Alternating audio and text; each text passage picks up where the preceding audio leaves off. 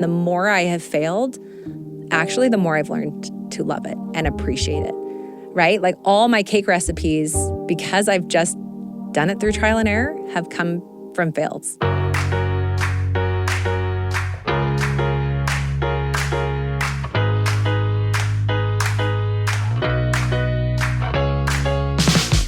Welcome to The Lisa Show, where we take a good look at life.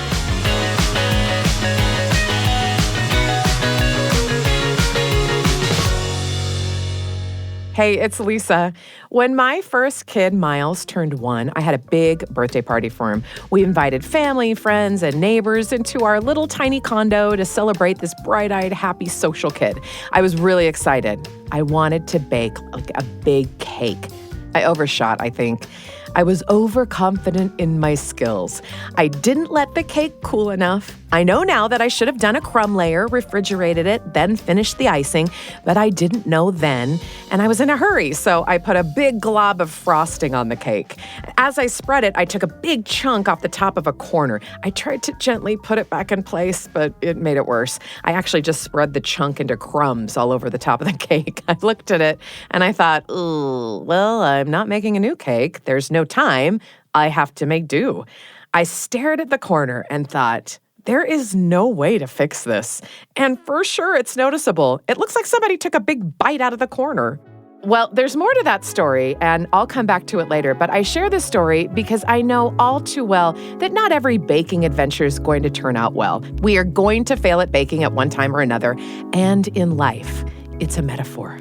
A lot of things can feel like a failure to us, even if they don't look like a failure to anyone else. Sometimes it's a mistake of our own making, a setback that's out of our control, a heavy choice made by someone we love, a physical or emotional struggle that shuts us down, or even just an expectation that goes up in smoke. Failure comes in all shapes and sizes, but the one thing that all of these have in common is that we tend to see them as a bad thing, as evidence of something gone wrong and a plan going belly up. Well, today we're hoping to change that mindset. We're going to talk about how failure isn't the absence of success, but how it is actually an essential ingredient of success and how to embrace it in our lives. Today, I have my friend Courtney Rich of Cake by Courtney on the show to not only talk about cake, but about her experience with failure and why it's the very thing that has helped her become a wildly successful internet baking sensation. Here's Courtney. I'm Courtney Rich. I also will answer to Cake By, or the full Cake by Courtney, Weston's mom, Avery's mom. You know, I love it. You've got all the names. All the different hats. So, yeah, I think I am known for cake. And so I will get that. Are you the cake lady? And, oh, you're Cake by Courtney, you know, and yeah, you do the cakes. And your recipes are legit. This is not like a plug or anything. This is just me sharing my life here. Thank you. I use your recipes. Like the best chocolate cake. You. And let me tell you, I take my chocolate cake very seriously. You have several versions of chocolate cake. I do. It depends on which one I'm in the mood for. And I appreciate that attention to detail. I appreciate you noticing that there's several different kinds. Totally. So I love this. I wasn't going to ask you this, but now I have to. What is your most used cake recipe for you personally? Which is the one that you come back to all the time? Chocolate, some form of chocolate, because my husband and my son and even my daughter, that's just our go-to. It's probably like the ultimate cake, the ultimate chocolate cake. Yes, or even just the classic, the chocolate cake with the chocolate buttercream is to die for. Or salted caramel buttercream, or peanut butter buttercream, or you just put it with anything. And the s'mores cake itself, that one I think Weston's had for several birthdays with. And that one's, have you made that one yet? I have not made the s'mores one. Okay, put that one on your list. No, I'm going to because I'm thinking, oh, my kids would you're love advanced that. now. If you're doing some of these other cakes. Some directions. Yeah, okay. Yeah. That too. I love it. Courtney is the queen of cake, but that's not where she thought she'd end up. Not even close. In fact, Courtney always planned to be a broadcast journalist. I would go to the television stations with my dad and my mom, and I knew, honestly, from a young age, that I wanted to be in those buildings. And I would say to my friends when I was in elementary school, I'm going to have a corner office. I'm going to be doing this and this. All my internships were in television. I wanted to be on air. I loved it. I felt comfortable, always have. As I started getting closer to graduating, I kind of learned about media consulting. And I learned what it was, and I fell in love with that. Cake was a total happy accident. Cake came out of nowhere. And that's always kind of, I don't know, the best part of these stories when you hear how people ended up, because you're like, you type A personality, you're like, no, this is my plan. Here's how it's going to go. I have every step mapped out. And that was me. Yeah. And then I love that the Lord is like, not really, but he doesn't tell you flat out. I think we've learned a lesson from Courtney already, and that is that success doesn't always follow our blueprint. We can plan things out until they look just right, but sometimes God's plan is very different. Courtney thought professional success would come in the form of being a broadcast journalist. Instead, it came in the form of a peanut butter and chocolate birthday cake. I made my first cake from scratch for Weston's first birthday. And First cake ever. First cake ever. I grew up baking with my mom. She taught me pie. I don't like pie, but she taught me pie growing up. I know, right? And cookies and brownies and lemon bars. Never did a homemade cake growing up with her. So Weston's first birthday comes around and I think, okay, homemade cake could be really fun. One, I've never done it. And two, probably the biggest reason I did it was to impress my in-laws. So Ryan's parents are really good cooks. They're a little bit more gourmet. My mom's a great cook. Mom, I love you so much. You're an amazing cook. They're just like that next level. And I would say, how can I help? How can I help in the kitchen? And I joke with them. I'm like, for 4 years, you guys had me fill cups with ice and pick cilantro leaves off the stems and chop herbs. And they laugh. And I'm like, I'm not even exaggerating on that. And so for me, I was like, I'm going to show them. I'm ready. Put me in, coach. Show them. I'm going to do it. Yeah. And so I had no knowledge of how to make a cake from scratch, not the right tools. And I had a mixer that I got for my wedding that I had never used, a KitchenAid. So I pull it out. I grab the recipe. It was a peanut butter cake with chocolate buttercream. And I'm like, this is what I'm doing. And I just went for it. And I remember putting Weston down for a nap and going into the kitchen and starting on it. And I'm like, hey, this is really fun. And I just felt happy. And then serving the cake at his party, it was so fun to watch people eat it. And I'm like, wow, I felt so happy. That first cake changed everything for Courtney, but not just professionally. It was also a turning point in her struggle with depression and anxiety. This is all while I am kind of silently struggling with depression and anxiety, and something that was not made aware to the people in my life. I was first diagnosed with depression at 19. It was after my parents got divorced. Thought maybe that was just situational. It wasn't. It became a shadow of darkness that clouded my life in so many ways. And at the time, it's very different now, which I'm so grateful that it's different now. People didn't talk about it. And I didn't feel safe talking about it because I just didn't know how people would respond. And I had many of nights waking up and going into my kitchen or my closet, Ryan asleep, not even knowing what's happening, right? And just tears and panic attacks and anxiety. And then, okay, I'm going to brush it off and get on to the next day. And I would try certain medication and talking to people. And it was just this roller coaster for 2 decades, right? And, when you're going through those kind of things and any kind of trial or challenge or mental health issue, there's an emptiness, even though there's so much goodness around you. And you have a lot of wonderful things filling your cup. Even though there's all these great blessings, as you're going through those trials, there's still this achy emptiness. And I was feeling that. And as I started working on cake just for fun, like even after that one day, I was like, well, that just made me feel happy. So I want to do it again. And I would just follow that feeling back into the kitchen for the next 6 or 7 years. If you've ever had depression or anxiety, you know that emptiness that Courtney was talking about. It can feel a lot like engine failure on your car. You want to get back on the road, but your mechanism just won't cooperate. When that happened, Courtney leaned into what she knew would make her feel a little better, and that was baking. In an episode on success and failure, this may be the most important life lesson you'll hear today. Success can just be showing up. For Courtney, it was stepping into that kitchen with the hope that baking a cake could get her through the day. Success wasn't really about how the cake tasted. Success was putting the apron on in the first place. Now, lest you think that baking was a breeze for Courtney, it wasn't. I mean, baking isn't easy, folks. May I direct your attention to Lisa Clark's Exhibit A at the beginning of the episode. Also, we wouldn't have multiple social media accounts dedicated to cake disasters if everything was always smooth sailing in the kitchen. But it was all of her sunken and dry and unimpressive bakes that paved the way to Courtney's success.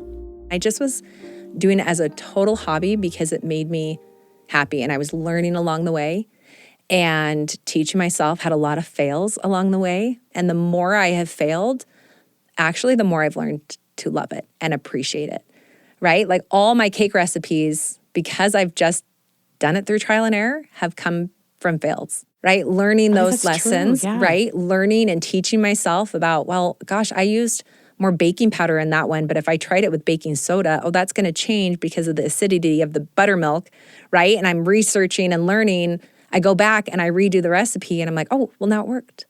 But I wouldn't have learned why it would work or change, right, if I didn't have that failed moment, right? And there's just so much growth. It's interesting that Courtney says baking made her happy because she also says that she failed a lot in the kitchen. That might sound like a paradox to most of us, but it's something we need to understand about failure and success. Failure doesn't have to be a bad thing, and it doesn't have to wreck our happiness. If we're using failure to learn, then really every failure is a success and a reason to celebrate in its own right. Courtney used all of what I'm now going to call her failure successes to become an accomplished cake maker. Take that, cilantro leaves and ice cubes. And that is when Courtney had an idea. 9 years ago, I said, oh, you know what, maybe I'll share a few of the recipes I've started to create on my own. That could be fun. And even then I was like, no, nobody needs another blog. Nobody needs another blog. So I kept talking myself out of it. I even remember having these internal conversations. And I finally decided to do it when the thought came to me. All these years of consulting, I tested hundreds of television shows. And usually when I'd get into a focus group and I'd talk to them about their behavior and what shows are you watching? And wow, that's a lot. And they're like, yeah, these are my shows. I don't have time for anything else. Then I would show them a new program. And if they liked it, they were like, oh my gosh, I loved that. I'm going to make time for that one. And I'm like, wait, you just told me you didn't have time. And they're like, well, that's so good, I would make time. It happened every time, right? So in my head, I'm like, if I can create something that is worthwhile, that offers something to people that is good, I think maybe they would make time for it. That's proven. And so Cake by Courtney was born. It seems like the American dream. Woman bakes cake and creates a successful business. End of story, right? Well, no, not even close. The thing about failure and success is they can have very short shelf lives. Failures don't have to last, but neither do successes. Success is a matter of being willing to keep adapting and adjusting and, well, dreaming.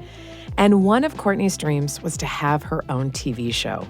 It's always been my dream. I remember in high school, my best friend, Mandy, and I would plan our TV show. We were going to have a TV show. That was dreams of that, And when you get so close, and I had other opportunities coming from the media consulting, I know the small percentage of shows that actually make it. Oh, yeah, it's ridiculous. It's a miracle that any show gets It's made. A miracle, right? But you get so close, your hopes get up. And you're just like, no, this actually might work this time. But I had an opportunity to develop a television show. There was just really cool things. I won't even get into it because we could be here all day. I got very, very close. And it was with a company that I was very, very excited about. It got to the very last level. And basically the feedback I got was, she's too polished. And they're going to go in a different direction. So meaning I wouldn't fit the network, right? Too polished. And I remember my heart sinking. I remember thinking, wait, if you had just said I'm polished, that would have been such a compliment. Right. But here you're saying I'm too polished, and this is something I've worked on and taken pride in and been proud of my whole career, and you're telling me that's what's wrong with me. I was devastated, too polished, devastated. When you get devastating criticism, or a door slammed on an opportunity, it's easy to hop on the hamster wheel of obsessing over everything that you said or did. Courtney was no exception. I'm too polished. So, okay, I should have refilmed that a different way, and I should have dressed differently or done my hair different. You start to beat yourself up and get into the weeds, and I almost start to make things up of what was wrong and how you could have fixed it. And I've learned that if I can just allow the road to end where it ends, and just say, okay, I'm not happy with that. And I'm going to sit with it for a minute, and that's okay. And I'm going to feel my feels. But then I'm like, okay, I can't dwell on it. I can't let it take over and consume me like the weeds in my garden, right? Because if I do, it just gets worse and worse. When Courtney shared the story with me, I was really struck with this idea of being too polished, because being polished is usually the perfect quality to have. But situations are different, and so are people, and sometimes things just don't work out. Courtney's experience is proof of a truth that I've come to understand about failure, and that is a lot of it is none of your business. You'll never please everyone. Not everyone's going to like you, and it's okay because you're not for everyone. So make your business what you can control, and that will never be other people. This is how Courtney handled her disappointment. That dream that I had was gone, and I remember having a literal dream where I was running, and I am a runner, so it wasn't, I have running dreams all the time, but I remember I'm in this dream and I'm running and I'm feeling so strong and I'm going, and all of a sudden, instead of a straight road, the road just ends. And there was nowhere to go. And I remember waking up being like, it's exactly how I feel right now. Like, what do I even do at this moment? And there's no clear direction and where to go. And those are some of the hardest moments where you can really find yourself getting stuck. And I'm like, all right, I just need a breather. I'm not walking away, but I just need to clear my mind. I need to do something else that I love, right? And give myself some space and some grace from what just happened. For me, that's running. That's another place that my mind just clears. You know, I can be outside or on a treadmill, and I honestly have my best conversations with God when I'm running. And I can kind of shift what I want to focus on or what I'm doing, or maybe it's just more time with my family and my kids. And then just kind of also trusting that when the time is right after those moments, something's going to come along. When you're running full speed towards success and life suddenly decides to hit you with a 2x4 in the face, it will change your stride. And that's okay. While I wouldn't consider myself the world's biggest expert on running, I mean, I do run. I did read an article. I used to do it, whatever. I can tell you that a lot of runners purposefully change their stride to prevent injury and to increase stamina. So if your stride has changed due to failure, think of it as the perfect opportunity to reevaluate, check in with your values, check in with your loved ones, and give yourself grace because the race isn't over. That's what Courtney realized when her TV dream didn't work out. That's where you make that choice. I can either stay here stuck, or I'm going to make a choice to just start doing and taking that next step, even if I don't really know what it is. As soon as you close the door to something, or you make the decision, you're like, okay, well, I know the answer's going to be there. And when it's not, you're kind of like, wait, what? Literal darkness in front of me. Yeah. I don't know what the next move is, but I'm going to take one step forward. I don't know what comes after that. And it can be so scary. Oh, that sounds so daunting. This is so big. Yeah, it's like, too much. Well, we're not making the 180. We're going like 1% change. Yeah. I made one cake and then I made another cake. Like we're moving don't underestimate the power of that. Exactly. I don't sit and just wait, but I'm also like open to, all right, if that's what was not for me right now, what is for me? What is going to be next? Let me think about this. I'll often brainstorm, just write down lots of ideas. Okay, do I work on a cookbook? Yeah, maybe I do a cookbook. Okay, now I have ideas for the cookbook. Oh, the cookbook could look like this. Okay, a year after that happened, I published my own first cookbook and have done a second one since. Ah, the power of a good brainstorm. I love that Courtney used the end of one dream as the opportunity to pivot towards a new one. But the key point here is that she didn't sit back and let failure ruin her momentum. Did it change her stride? Yes, but not her momentum. In fact, if you mapped Courtney's moves, you wouldn't see a line that just stopped in the middle of the page. Instead, that line that was once heading east shifted north. She took a step in the darkness, and then another, and eventually, Courtney made a new dream come true, a lovely series of cookbooks that may absolutely wreck your self-control and your New Year's resolutions once you see them, but so worth it. 3 words: peach Biscoff cake. Now, Courtney's cookbooks have just added to the success of her brand, and that's all because she was willing to fail. She says that's one of the most important things we can learn about failure. Embrace it. Embracing that failure and having my arms open to it, being ready for it, knowing it's going to happen, but also with that, knowing I took a chance on something and I'm going to try to figure it out. I'm going to learn something from it. There's the Theodore Roosevelt quote about getting in the ring. Like, I'd rather just be the one in the ring trying it out than on the outside. I have that one framed in my office because I remember there so many times I've taken leaps of faith and I'm just, this might not work out and I am scared to death, but I'm going to try. I'm going to get in the ring and just try. Yeah, I still have those moments of doubt, but I'm like, I'm going to show up because I know that there's something I'm going to learn from these moments where I've been trying and I might fail, and that's okay too. Failure's okay. We learn from it, and there's so much growth in that. And without the fails I've had in my life, I wouldn't be the person I am today, and I wouldn't change that, And that one's been a big lesson for me. Once we see failure as the catalyst for change, then failure becomes an incredible and necessary step in our life's journey. I mean, do we really want to spend every day in the same rut with the same problems? Not me. But if I want to change, I have to get in the ring and risk failing because that's where my greatest lessons will come from. Courtney's desire for change goes hand in hand with her acceptance of grace. I think we just have to learn to trust ourselves and God's plan a little bit more than we do. And that's where that grace comes in. We're like, okay, I am actually trying my best. I am hopefully going to make this right decision. We're going to see. And if it's not the right decision, I'm just going to trust that I can course correct. We always give grace to other people.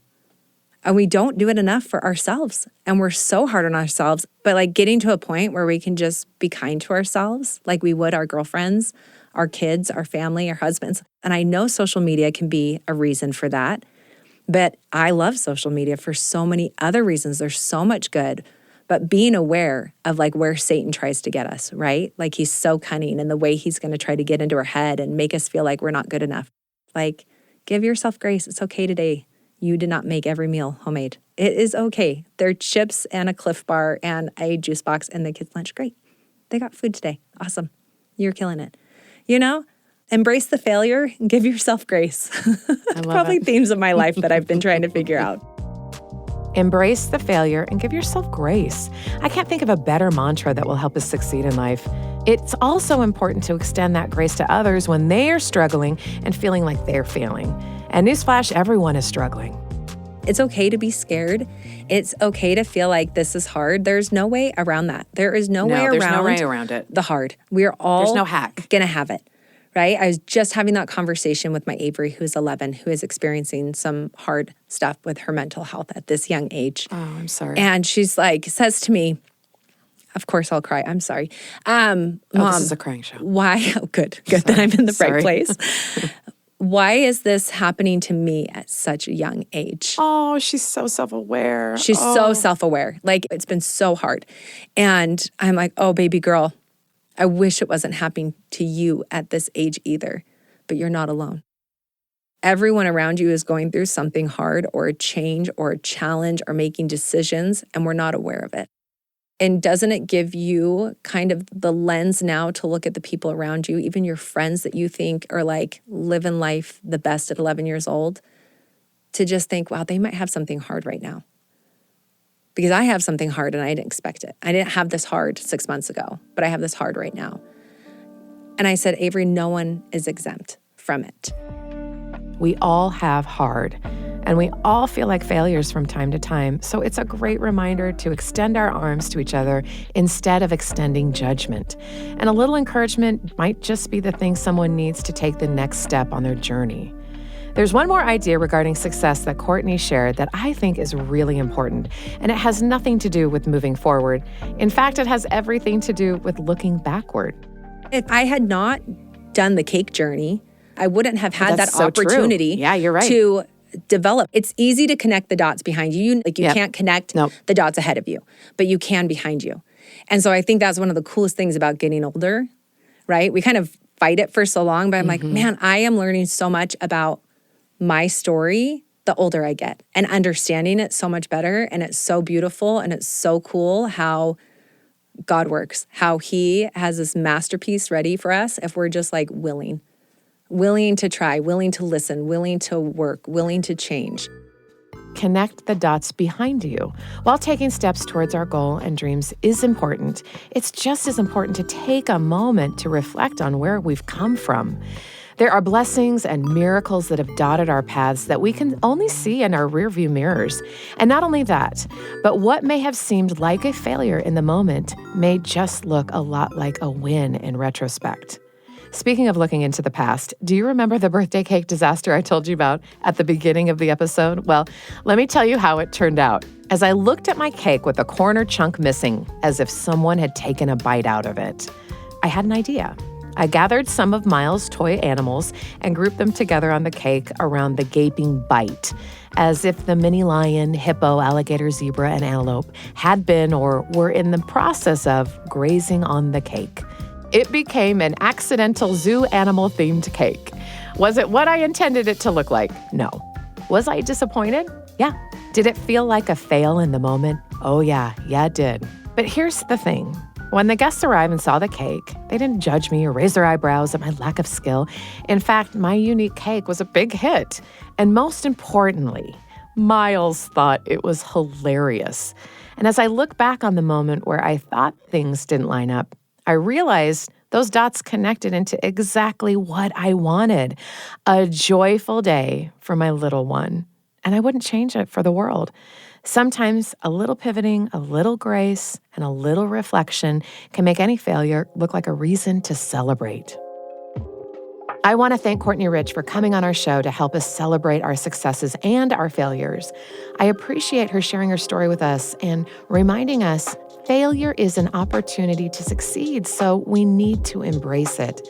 That means realizing that happiness and failure aren't mutually exclusive.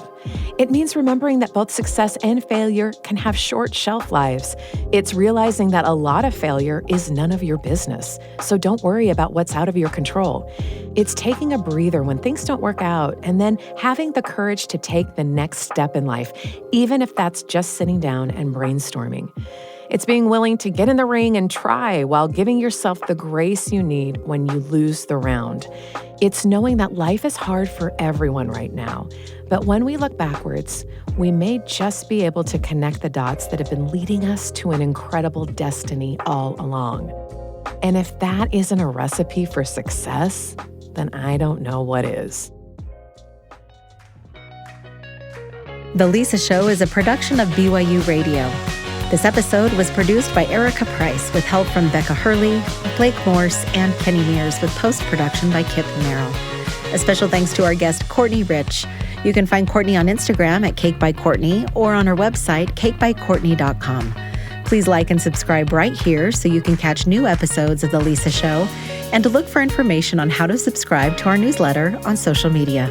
You can also find the new and improved Council of Moms on your favorite platform. Thanks for your messages. We read them all, and thanks for listening. Hey, since you're here, I want to tell you about a new podcast that I know you're going to love. It's called Uncomfy, Sticking with Moments That Challenge Us. In such a polarized world, I feel sometimes stuck or even trapped, like I'm not allowed to share my beliefs or what I really think, or vice versa. Maybe someone tries to share their thoughts with me, and I'm the one who gets defensive. Ugh, I don't know. That's where Uncomfy comes in. Uncomfy believes that open, curious conversations are the direct antidote for division. And in those difficult moments where our worldview feels compromised, Uncomfy asks us to take a good look at our discomfort and stick with it. That way, we can actually communicate, empathize with others, and most importantly, strengthen our relationships as humans. Uncomfy shares these empowering stories, and you can hear mine in the first episode so that we can see the good in getting a little bit uncomfortable. Check out Uncomfy, Sticking with the Moments That Challenge Us. You can listen to it or watch it on Apple, Spotify, or wherever you get your podcasts.